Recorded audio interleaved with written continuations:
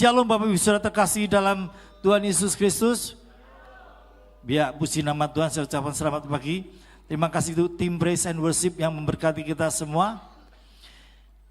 Di bulan Juli ini kita punya tema khotbah adalah Blessing in Disguise. Ya, Blessing in Disguise ada berkat yang unpredictable.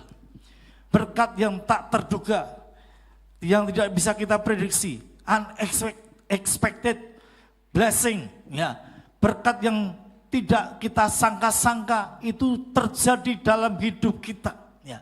Dan Tuhan berjanji bahwa dalam setiap masalah yang kita hadapi ada berkat yang tersembunyi, ada mujizat yang akan Tuhan nyatakan dalam hidup kita. Yang percaya katakan amin. Ya. Betul? Yakin? Ada berkat di balik setiap masalah yang kita hadapi. Itulah blessing in disguise. Pagi hari kita akan belajar dari 3 tokoh dalam Alkitab. Bagaimana mereka mengalami blessing in disguise. Berkat yang tersembunyi, berkat yang tidak terduga itu terjadi di dalam kehidupan mereka. Justru pada saat mereka mengalami masalah, justru pada saat mereka mengalami pergumulan yang berat. Tetapi di situ ketika mereka mengalami pergumulan yang berat, ada blessing yang Tuhan sediakan, ada berkat yang Tuhan sediakan, ada mujizat yang Tuhan sediakan.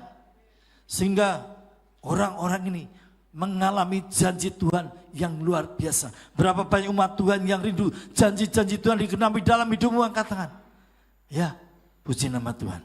Ya. Poin yang pertama adalah, next berikutnya adalah berkat Abraham.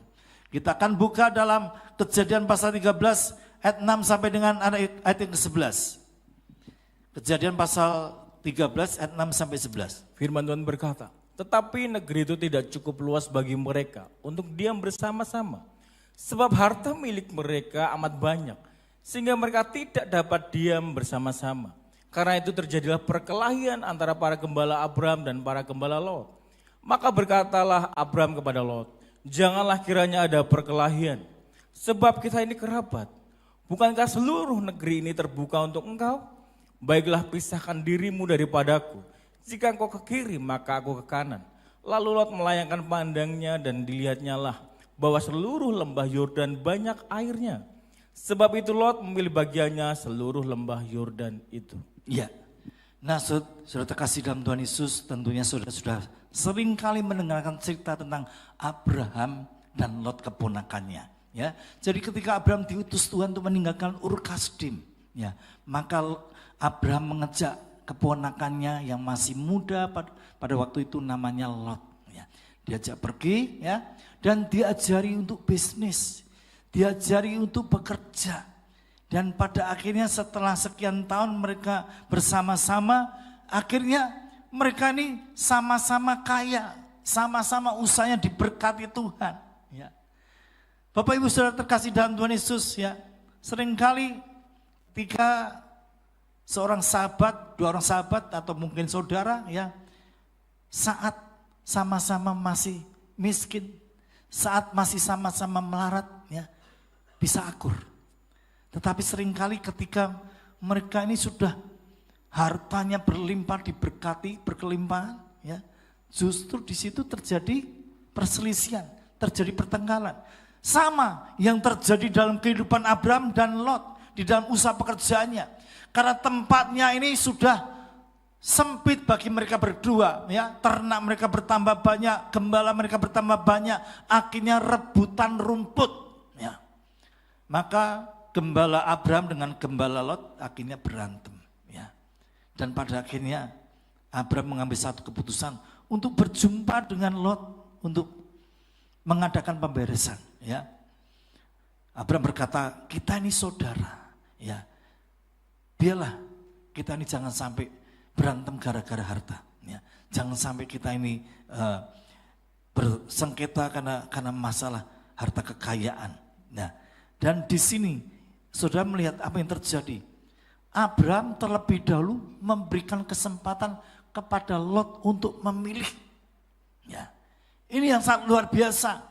Ya, seharusnya, ya, kan yang lebih tua siapa? Abraham, yang lebih senior Abraham. Harusnya yang tua dulu yang dipersilakan milih. Dan yang ngajari Lot kerja itu adalah Abraham. Tetapi Abraham ini punya karakter yang luar biasa. Ya, dia rela untuk memilih, ya. Dia mengizinkan Lot untuk memilih terlebih dahulu. Nah, oke, next berikutnya. Ya, dan Lot melihat tanah yang dilihatnya itu seperti taman Tuhan, tanah yang sangat subur, tanah yang berlimpah dengan air, ya. Dan mata jasmani Lot melihat tersebut, ya. Nah, seharusnya Lot ini tahu diri, dia ini jauh lebih muda, dan satu hal yang harus kita tahu, Abraham itu orang yang diurapi Tuhan. Yang percaya katakan amin. Karena apa? Abraham bisa mendengarkan Tuhan berfirman. Karena dalam kitab Perjanjian Lama, tidak semua orang, umat Tuhan, orang percaya bisa berhubungan dengan Tuhan. Hanya orang-orang yang punya jabatan kenabian, urapan imam, yang bisa mendengarkan suara Tuhan, bisa berbicara kepada Tuhan. Nah, harusnya Lot ini mengalah terlebih dahulu, memberikan kesempatan kepada Abraham yang notabene seorang imam diurapi oleh Tuhan, lebih senior. Tetapi justru Lot akhirnya memilih terlebih dahulu dan dia memandang, wih, itu tanah sangat subur, ya, berlimpah airnya. Dikatakan seperti taman Tuhan. Sehingga pada akhirnya Lot menjatuhkan pilihannya itu, ya, atas tanah Sodom dan Gomora. Subur betul, banyak airnya betul, seperti taman Tuhan betul, indah sekali betul. Secara kasat mata Bapak Ibu Saudara, taman ini, ya, tanah Sodom dan Gomora ini sangat indah, luar biasa subur. Ya. Dan akhirnya Lot memilih tanah Sodom dan Gomora. Tanah yang akan dihancurkan oleh Tuhan. Sementara Abraham tetap menerima tanah Kanaan. Dan pada akhirnya, ya, justru Abraham lah yang menerima janji Tuhan di tanah Kanaan. Inilah yang namanya blessing in disguise. Ya. Coba kalau seandainya Abraham merasa dirinya, weh, saya ini orang tua, ya, kamu anak kecil. Ya, saya dulu yang pilih dong. Kalau seandainya, ya, memang itu Tuhan izinkan terjadi supaya Abraham ngalah. Ya. Karena kalau Abraham disuruh milih terlebih dahulu, yang dipilih mana Bapak Ibu? Ya pasti yang subur, Sodom dan Gomora. Tetapi Tuhan tahu, karena Tuhan akan menghancurkan Sodom dan Gomora, maka Tuhan izinkan Lot untuk memilih terlebih dahulu. Supaya apa? Abraham menerima tanah yang lebih baik di matanya Tuhan. Ini loh, Bapak Ibu Saudara terkasih dalam Tuhan Yesus. Kalau Anda yang terlibat dalam usaha pekerjaan, dalam bisnis, ya, pekalah mendengarkan suara Tuhan. Dengarkan suara Tuhan baik-baik, Bapak Ibu, ya. Bukan cuma dalam pelayanan, dalam usaha pekerjaan kita perlu peka untuk mendengarkan suara Tuhan. Sehingga, ya, tidak sampai salah pilih. Di mata memang, tanah yang subur, tanah yang berlimpah dengan air, ya, seperti taman Tuhan luar biasa. Tetapi justru taman itu, tanah itu akan dihancurkan oleh Tuhan. Sehingga terjadilah blessing in disguise dalam kehidupan Abraham. Ya. Masalah bagi Abraham, ya. Dia terima tanah yang lebih jelek, itu sebuah masalah.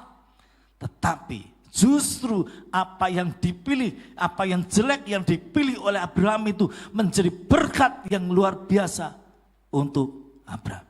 Oke, next berikutnya. Kita akan lihat lagi. Nah, Matius 10 ayat 39. Firman Tuhan berkata, barang siapa mempertahankan nyawanya, ia akan kehilangan nyawanya. Dan barang siapa kehilangan nyawanya karena aku, ia akan memperolehnya. Ya. Nah, Bapak Ibu Saudara terkasih dalam Tuhan Yesus Kristus, ya. Matius 10:39 mengatakan barang siapa mempertahankan nyawanya, ia akan kehilangan nyawanya. Dan barang siapa kehilangan nyawanya karena aku akan memperolehnya. Nah, kata nyawa di sini bisa berarti memang mati, ya. Tetapi nyawa di sini dalam next berikutnya dalam bahasa Yunani, ya, itu adalah su atau jiwa. Ya. Yang lebih tepat lagi diterjemahkan ego atau hak kita. Barang siapa mempertahankan hak kita justru akan kehilangan. Tetapi barang siapa melepaskan haknya justru akan mendapatkan. Itulah konsepnya hukum firman Tuhan. Ya. Kalau engkau mempertahankan egomu justru engkau akan kehilangan. Tetapi ketika engkau melepaskan egomu, engkau melepaskan hakmu, justru engkau akan menerimanya kembali. Bahkan Tuhan akan mengembarkan lipat kali ganda berkat-berkat yang luar biasa. Ketika kita berani melepaskan ego kita, melepaskan hak kita. Ya, kita mau belajar. Ya, dan itu dilakukan oleh Abraham secara luar biasa. Nah, yang berikutnya. Sekalipun Abraham ini diperlakukan tidak adil oleh Lot, ya. Tetapi Abraham kembali, ya. Tetapi Abraham itu sangat mengasihi Lot, ya. Bahkan ketika Lot ini satu kali ditawan oleh musuh, maka Abraham tanpa berpikir dua kali dia mengerahkan pasukannya untuk menyelamatkan Lot. Nanti sudah bisa baca dalam Kejadian pasal 14, ya. Ya, Abraham mempertaruhkan nyawa untuk menyelamatkan Lot dengan seluruh harta kekayaannya, ya. Dan next berikutnya akibat keserakan Lot melawan orang yang diurapi Tuhan, maka harta kekayaan Lot tidak pernah dipulihkan oleh Tuhan. Sudah perhatikan, sejak ketika Sodom dan Gomora itu dihancurkan, nah, sudah baca, ya. Nama Lot tidak muncul lagi di dalam Alkitab. Ya. Mari, next berikutnya kita buka Kejadian pasal 50. Kita baca ayat 30 langsung melompat 37 sampai 38. Ya. Firman Tuhan berkata, pergilah Lot dari Zoar dan ia menetap bersama-sama dengan kedua anaknya perempuan di pegunungan. Sebab ia tidak berani tinggal di Zoar. Maka diamlah ia dalam suatu gua beserta kedua anaknya. Ayat 37, yang lebih tua melahirkan seorang anak laki-laki dan menamainya Moab. Dialah bapa orang Moab yang sekarang. Yang lebih muda pun melahirkan seorang anak laki-laki dan menamainya Bet-Ami. Dialah bapa bagi Bani Amon yang sekarang. Ya. Jadi akibat apa yang dilakukan oleh Lot, ya. Lot ini dalam bahasa dewanya mbocengli, ya. Harusnya dia mempersilahkan Abraham yang lebih senior yang ngajari terlebih dahulu. Tetapi justru dia akhirnya merampas haknya Abraham. Dan akibatnya harta kekayaan Lot tidak pernah dipulihkan kembali oleh Tuhan. Ya, buktinya sudah bisa lihat di dalam ayat ini. Pergilah Lot dari Zoar dan ia menetap bersama-sama dengan kedua anak perempuannya di pegunungan, sebab ia tidak berani tinggal di Zoar, maka diamlah ia di dalam suatu gua beserta kedua anaknya. Jadi pada akhirnya Lot ini, ya, hidupnya di mana? Di gua. Dan tidak pernah keluar dari sana, dan kekayaan tidak pernah dipulihkan oleh Tuhan. Dan lebih lagi apa yang terjadi dalam kehidupan Lot, ya. Lot ini punya dua anak. Karena tinggalnya di gua, di gunung sendirian, tidak ada teman, tidak ada tetangga, tidak ada siapa-siapa. Akhirnya, apa yang dipikirkan oleh kedua anak perempuan Lot, dia berpikir, kita ini hidup sendiri di gua, cuma ada bapak kita, tidak ada pria yang lain. Nah, untuk menyambung keturunan, zaman dulu tuh keturunan itu sangat penting, ya, terutama bagi para ibu-ibu untuk bisa. Kalau sampai tidak mendapatkan keturunan itu justru sebuah aib bagi mereka. Nah, lalu pada akhirnya apa yang dilakukan oleh kedua anak-anak Lot? Ya, mereka bersekongkol. Ya, kita buat ayah kita mabuk. Ya. Setelah mereka membuat Lot mabuk, tertidur, lalu permisi bicara. Anaknya yang pertama melakukan hubungan badan dengan bapaknya sendiri. Supaya apa? Supaya dapat keturunan. Bukan karena nafsunya ya, supaya mendapatkan keturunan. Ya. Lalu hari berikutnya ya, lagi dicekoki anggur Lot. Lalu malamnya anak yang kedua tidur dengan bapaknya. Dan apa yang terjadi? Kembali ke ayat yang tadi ya. Kembali ke ayat tadi supaya kita bisa mengerti. Dan apa yang terjadi? Akibat dari dosa ya, selalu hal-hal yang tidak baik ya akan mendapatkan kutuk di dalam kehidupan orang-orang yang berbuat dosa. Nah, akibat daripada anak perempuan tersebut melakukan incest, ya, hubungan badan dengan ayahnya sendiri, maka anak yang dilahirkan, saudara perhatikan ayat 37, yang lebih tua melahirkan seorang anak laki-laki dan menamainya Moab, bapak orang Moab, bangsa yang dibenci oleh Tuhan pada akhirnya. Dan yang kedua juga sama, ya. Maka melahirkan seorang anak yang bernama Ben-Ami, ialah bapak Bani Amon. Sekali lagi, orang Bani Amon, bangsa Amon adalah orang yang dibenci, bangsa yang dibenci oleh Tuhan. Moab, Amon, ya, Amori, Filistin, bangsa yang dibenci oleh Tuhan. Ya. Nah, di sini kita bisa melihat Bapak Ibu Saudara terkasih dalam Tuhan Yesus, ya. Oke, next berikutnya. Ya. Jadi blessing and disguise yang dialami oleh Abraham ketika dia rela mengalah kepada Lot, itu masalah. Ya, mengalah itu sebuah masalah.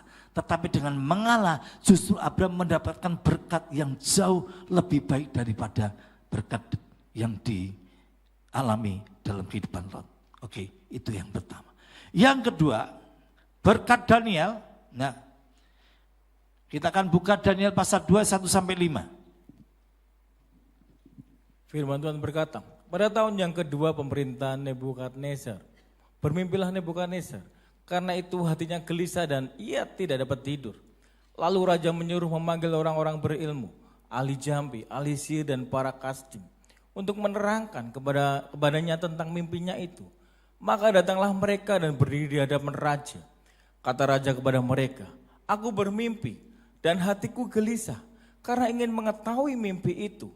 Lalu berkatalah para kasdim itu kepada raja dalam bahasa Arab, ya raja, kekalah hidupmu, ceritakanlah kepada hamba-hambamu mimpi itu, maka kami akan memberitahukan maknanya. Tetapi raja menjawab para kasdim itu, aku telah mengambil keputusan, yakni jika kamu tidak memberitahukan kepadaku mimpi itu dengan maknanya, maka kamu akan dipenggal dan rumah-rumahmu akan dirobohkan menjadi timbunan puing. Ya, jadi pada waktu itu Raja Babel berkuasa, Nebukadnezar. Ya, satu kali ketika Raja Nebukadnezar mimpi, ya, dan dia gelisah karena mimpi yang dilihat itu sesuatu yang sangat aneh, dan itu satu mimpi yang tidak biasa, dia tahu, ya, tetapi dia tidak tahu artinya. Maka dikumpulkan tukang-tukang jambi, orang-orang pinter, ya, paranormalnya pada waktu itu, ya, dan termasuk di dalam orang-orang tersebut ada Daniel dan kawan-kawan. Ya. Dan raja bercerita, aku mimpi sesuatu. Maka aku perintahkan kamu tukang jambi-jambi, ahli sihir, ya, semua orang-orang pintar, ya, tolong ceritakanlah mimpi itu dengan artinya. Ini sesuatu permintaan Nebukadnezar ini tidak masuk akal Bapak Ibu Saudara. Ya. Kalau sudah melihat kejadian waktu Yusuf, Firaun mimpi, ya. Nah, Firaun itu menceritakan mimpinya kepada mereka, ya. Tetapi ini Nebukadnezar, ya, sama sekali tidak mau menceritakan mimpinya apa, ya. Orang-orang jambi, orang-orang pintar, ahli sihir bertanya, Tuanku Raja, ceritakan kepada kami mimpimu apa? Nanti kami akan mengartikan mimpimu, ya. Tapi Nebukadnezar tidak mau cerita. Lah, gimana coba? Ya, Anda diminta orang untuk mengartikan mimpinya, tapi orang yang mimpi itu tidak mau cerita mimpinya apa. Disuruh nebak, nggak ada yang bisa. Mereka semua protes, Tuanku Raja, kami tidak akan mampu melakukan itu. Ya, kalau Baginda Raja tidak cerita kepada kami mimpi Anda siapa pun di dunia ini tidak ada seorang pun yang sanggup melakukannya. Ya. Lalu keluar ancaman dari Nebukadnezar. Kalau kamu tidak bisa menceritakan mimpiku dan mengartikan mimpiku, maka kalian semua akan dipenggal kepalanya dan seluruh keluargamu akan dihancurkan. Ya, itu ancaman daripada Raja Nebukadnezar. Ya, tetapi ya, dan Daniel pun juga ada di dalam kelompok orang-orang pandai tersebut, dan otomatis Daniel dan teman-temannya juga akan mendapatkan hukuman yang sama kalau tidak berhasil. Dan rupanya Daniel sangat luar biasa. Next berikutnya, Daniel pasal 2 ayat yang ke-23. Maka akhirnya Daniel meminta kepada raja untuk mendapatkan arti daripada mimpi tersebut. Maka bisa dibaca Daniel pasal 2 ayat 23. Firman Tuhan berkata, "Ya Allah nenek moyangku, kupuja dan kumuliakan Engkau, sebab Engkau mengaruniakan kepadaku hikmat dan kekuatan, dan telah memberitahukan kepadaku sekarang apa yang kami mohon kepadamu. Engkau telah memberitahukan kepada kami hal yang dipersoalkan raja." Ya. Jadi singkat ceritanya, oke, raja, saya berani, ya, saya akan berdoa kepada Tuhan yang luar biasa, Tuhan yang maha kuasa, Allah kami, ya, Allah Israel, yang akan menyingkapkan semua mimpi raja berserta dengan artinya. Dan ketika Daniel berdoa berpuasa, maka Tuhan menyingkapkan hal tersebut. Tanpa Nebukadnezar cerita mimpinya apa, Daniel bisa dapat hikmat dari Tuhan. Luar biasa secara mendetil. Ya. Lalu Daniel berkata kepada Raja Nebukadnezar, ya, Tuanku mimpi melihat sebuah patung yang besar, ya. Dan patung itu kepalanya terbuat dari emas murni, dada dan lengan terbuat dari perak, perut dan pinggang terbuat dari tembaga, paha dan kaki besi bercampur tanah liat.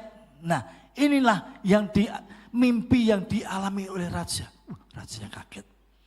Lalu dia ceritakan lagi apa artinya. Oke, next berikutnya. Nah, patung itu adalah simbol dari 4 kerajaan besar yang berkuasa, ya, yang akan terjadi, ya. Pada waktu itu yang berkuasa ada kerajaan Babel. Nah, kepala patung emas itulah adalah kerajaan Babel, ya, yang rajanya Nebukadnezar, ada Belshazzar, ya. Nah, itu kepalanya. Nah, yang kedua, dada dan lengan perak itu adalah kerajaan Media Persia. Rajanya adalah Darius, ya. Darius yang menyelamatkan Daniel yang melemparkan Daniel ke gua singa, ya. Lalu Ahasiweros, raja yang memilih Esther menjadi permaisurinya, ya. Itu raja Media Persia, dada dan lengan perak itu, ya. Jadi kerajaan Babel itu lalu dikalahkan oleh raja Media Persia, ya. Sehingga mereka berkuasa. Dan yang ketiga, perut dari tembaga itu adalah kerajaan Yunani, ya, yang pemimpinnya yang masih sangat muda, The Great Alexander, ya, Iskandar muda. The Great Alexander ini sangat luar biasa. Di usianya masih muda, 28, dia bisa mengalahkan seluruh tanah yang dikuasai oleh Raja Babel, Raja Media Persia, ya. Tetapi sayang The Great Alexander ini mati muda, ya. Dia sangat luar biasa. Nah, lalu yang keempat, paha dan kaki tembaga adalah kerajaan Romawi yang kaisarnya adalah Kaisar Nero, Julius Caesar, ya. Kalau Herodes itu cuma raja kecil, ya. Raja besarnya Julius Caesar, Nero masih ada beberapa lagi. Nah, yang menjadi sebuah catatan penting, kerajaan Romawi ini tidak ada yang mengalahkan. Ya. Jadi hilang begitu saja, terpecah-pecah menjadi kerajaan Inggris, menjadi kerajaan Jerman, kerajaan Perancis, ya, Swedia. Ya, jadi akhirnya tidak ada yang mengalahkan. Dan yang kelima ini adalah kerajaan Romawi baru. Itu kerajaan yang akan datang, yang kaisarnya namanya Antikris. Satu hari akan muncul di dunia ini berkuasa, ya. Pemerintahan Antikris juga disebut kerajaan Romawi baru, ya. Disebutkan 10 jari, ya. 10 jari itu melambangkan 10 negara yang bergabung menjadi satu di bawah pemerintahan Kaisar Antikris yang disebut Kerajaan Romawi Baru. Nanti itu akan terjadi setelah rapture atau pengangkatan orang-orang percaya. Ya, nah kita tidak cerita soal tentang akhir zaman, ya kita kembali kepada apa yang dilakukan oleh Daniel. Daniel ini tidak mendengarkan cerita daripada Raja Nebukadnezar, mimpinya apa tidak diketahui. Tetapi luar biasanya Tuhan menyingkapkan semuanya. Ya. Dan akhirnya next berikutnya bisa kita lihat apa yang terjadi. Ya. Daniel 2 ayat 46 sampai 48. Firman Tuhan berkata, lalu sujudlah Raja Nebukadnezar serta menyembah Daniel. Juga dititahkannya mempersembahkan korban dan bau-bauan kepadanya. Berkatalah Raja kepada Daniel, sungguh nyalah Allahmu itu Allah yang mengatasi segala Allah dan yang berkuasa atas segala raja dan yang menyingkapkan rahasia-rahasia, sebab engkau telah dapat menyingkapkan rahasia itu. Lalu raja memuliakan Daniel, dianugerahkanlah dengan banyak pemberian yang besar dan dibuatnya menjadi penguasa atas seluruh wilayah Babel dan menjadi kepala semua orang bijaksana di Babel. Ya. Jadi ketika Daniel ini menyingkapkan semua mimpi daripada Raja Nebukadnezar, ya dan mengartikan semua secara detail luar biasa, langsung apa terjadi? Nyembah, ya. Raja Nebukadnezar menyembah Tuhan Allah Israel dan mempermuliakan Allah Israel, ya. Daniel mendapatkan ancaman akan dihukum mati oleh kalau tidak bisa mengartikan mimpi daripada Raja Nebukadnezar. Ini sebuah masalah yang besar. Tetapi justru dari masalah yang besar ini akhirnya apa yang terjadi? Ya, Daniel bukan cuma menjadi golongan orang-orang pintar dalam kerajaan Babel, tetapi Daniel menjadi wakil raja, berkuasa atas segala wilayah Babel. Dipercaya penuh oleh Raja Nebukadnezar. Inilah blessing in disguise yang dialami oleh Daniel. Halo Bapak Ibu saudara terkasih dalam Tuhan Yesus. Apa yang dihadapi Daniel? Masalah kecil atau masalah besar? Pergumulan yang ringan atau pergumulan yang berat? Ancamannya nyawa, mati. Masalah yang besar.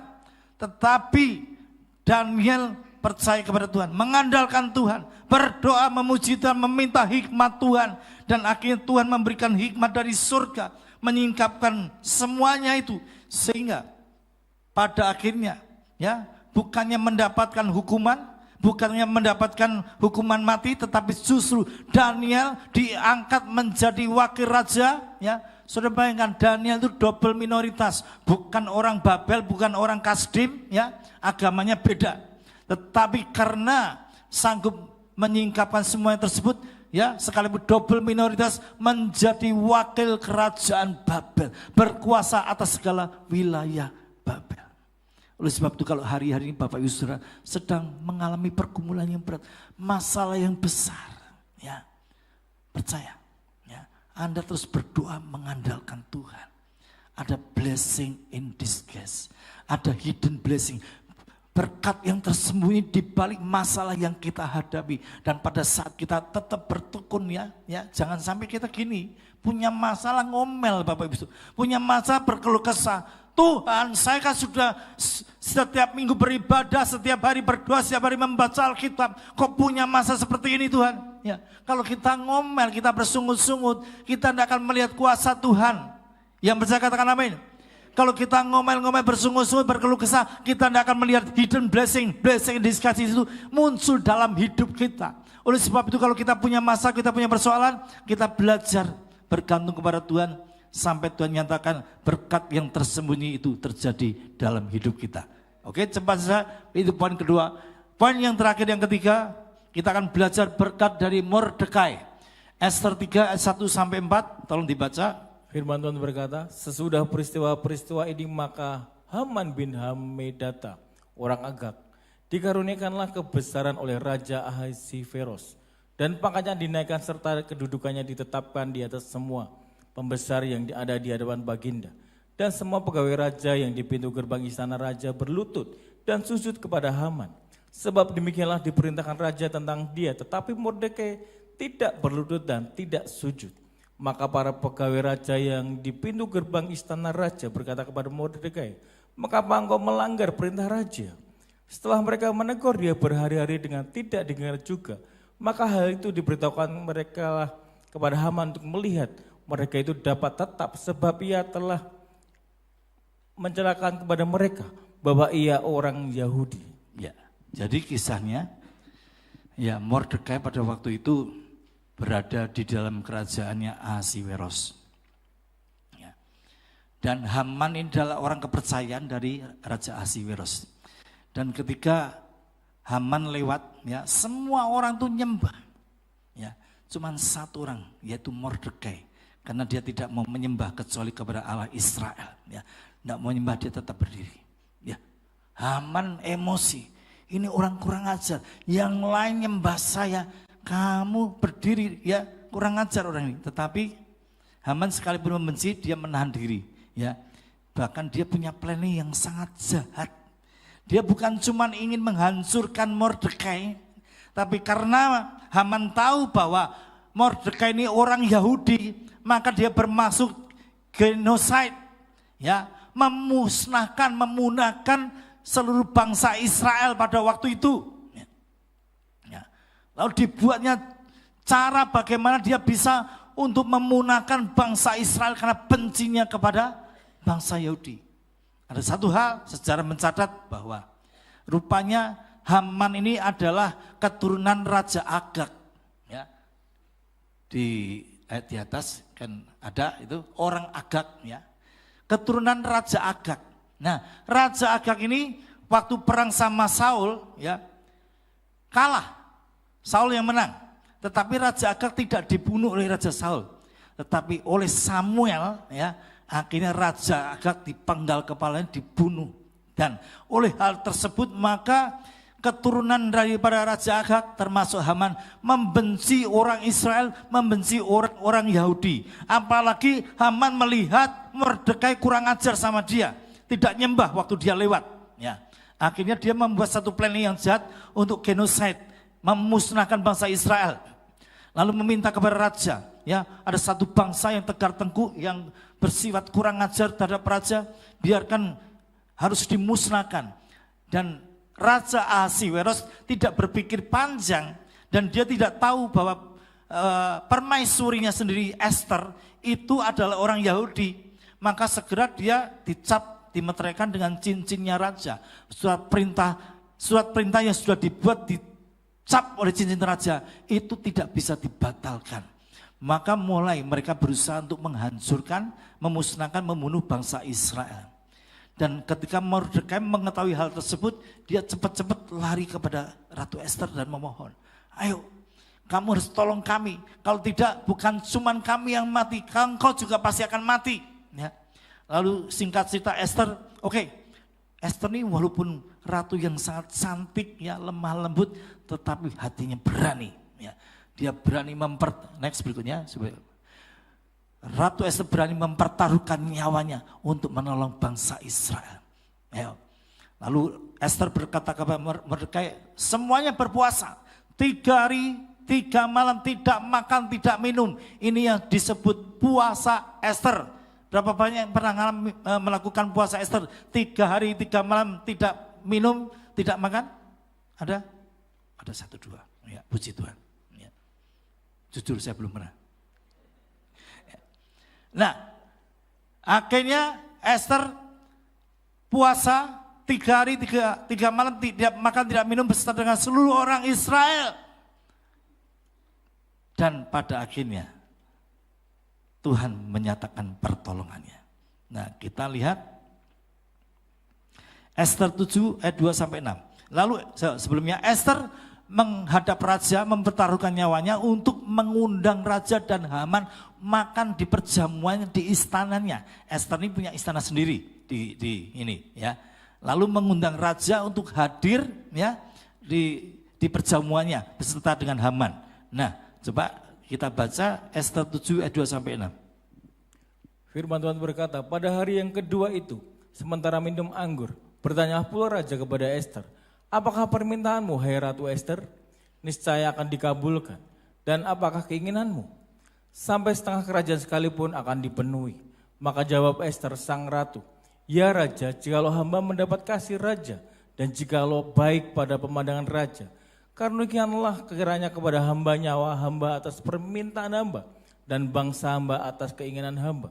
Karena kami, hamba serta bangsa hamba, telah terjual untuk dipunahkan, dibunuh, dan dibinasakan. Jikalau seandainya kami hanya dijual sebagai budak laki-laki dan perempuan, niscaya hamba akan berdiam diri. Tetapi malapetakannya tidak taranya di antara bencana yang menimpa raja. Maka bertanya Raja Ahasiveros kepada Ester, sang ratu, siapakah orang itu dan di manakah dia yang hatinya mengandung niat akan demikian? Lalu jawab Ester, penganiayaan musuh itu ialah Haman, orang jahat ini. Maka Haman pun sangatlah ketakutan di hadapan raja dan ratu. Ya, jadi ketika Haman dan Raja Ahasiveros diundang untuk berjamuan di istananya Ester. Tadinya Haman, senang sekali. Aku diundang. Dia enggak tahu kalau Ester itu orang Yahudi, enggak tahu dia. Ya, wah aku diundang ratu nih, nanti pasti dapat penghargaan, dapat bonus-bonus, dapat hadiah-hadiah yang sangat besar. Wah, dia senang sekali diundang oleh Ratu Ester. Ya, ketika Raja Ahasiveros dan Ratu Ester dan Haman berjumpa, maka Raja bertanya kepada Ester, apa yang kau kehendaki, Ratu Ester? Bahkan setengah dari kerajaanku akan kuberikan kepadamu. Ya. Lalu Ester berkata, hamba tidak meminta apapun juga, tetapi tolong lindungi nyawa kami. Kami ini orang Yahudi. Ya. Ya. Dan ada orang yang berusaha mau memusnahkan kami. Kalau hanya sekedar membuang kami, memakai kami sebagai budak, maka saya akan berdiam diri saja. Ratu Ester berkata seperti itu. Ya. Tetapi ini adalah malapetaka yang tiada taranya. Mereka mau memusnahkan kami orang-orang Israel, orang-orang Yahudi. Ya. Lalu Raja berkata, siapakah yang berbuat jahat seperti itu? Ester langsung tunjuk, dia Haman yang akan memusnahkan kami. Langsung Ahasiveros marah dan pada akhirnya singkat ceritanya Haman disulahkan, ya, dibunuh, ya. Jadi disulahkan tuh dibunuh dengan cara yang sangat kejam, ya. Tusuk dari pangkal anus sampai tembus kepala, ya. Disulahkan. Itu yang dialami oleh Haman. Dan yang ayat terakhir Ester 10 ayat 2 sampai 3. Firman Tuhan berkata, segala perbuatannya yang hebat serta gagah dan pemberitaan yang seksama tentang kebesarannya dikaruniakan raja kepada Mordekai. Bukankah semuanya itu tertulis di dalam kitab sejarah raja-raja Media dan Persia? Karena Mordekai orang Yahudi itu menjadi orang kedua di bawah Raja Ahasiveros, dan ia dihormati oleh orang Yahudi serta disukai oleh banyak sanak saudaranya, sebab ia mengikhtiarkan yang baik bagi bangsanya dan berbicara untuk keselamatan bagi semua orang sebangsanya. Ya. Nah, saudara kasih dalam Tuhan Yesus, setelah Mordekai menghadapi masalah yang besar yang mengancam nyawanya akan dibunuh, tetapi ketika dia tetap percaya kepada Tuhan, berdoa dan berpuasa, pada akhirnya ya Mordekai bisa diselamatkan, bahkan seluruh bangsa Israel bisa diselamatkan, ya. Bukan cuma sampai di situ, Mordekai diangkat sekali lagi menjadi wakil raja. Ya. Dia yang berkuasa atas seluruh raja Media dan Persia. Inilah yang namanya blessing in disguise, ya. Diancam akan dibunuh, itu satu masalah yang sangat berat bagi Mordekai. Tetapi justru karena ancaman tersebut, masalah tersebut pada akhirnya dibalikan oleh Tuhan, ya, sehingga Tuhan sanggup membalikan keadaan. Akhirnya Haman dibunuh, ya, Mordekai diangkat menjadi wakil raja. Saya undang para pemain musik worship leader singers kembali ke atas mimbar. Saya akan bacakan closing statement saya, ya. Jangan pernah takut dengan masalah. Tetap bersyukur saat menjalaninya. Seringkali ada berkat tersembunyi di balik masalah yang kita hadapi. Itulah blessing in disguise.